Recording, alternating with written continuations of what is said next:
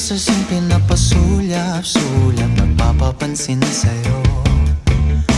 Umabot sa palitan ng mga mensahe, kilig na kilig ako.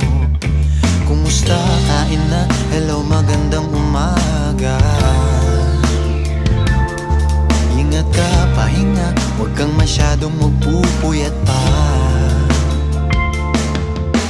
Naramdaman ng puso na dahan-dahan akong nahuhulog sa'yo. Sa kada araw natin na pag-uusap, meron nang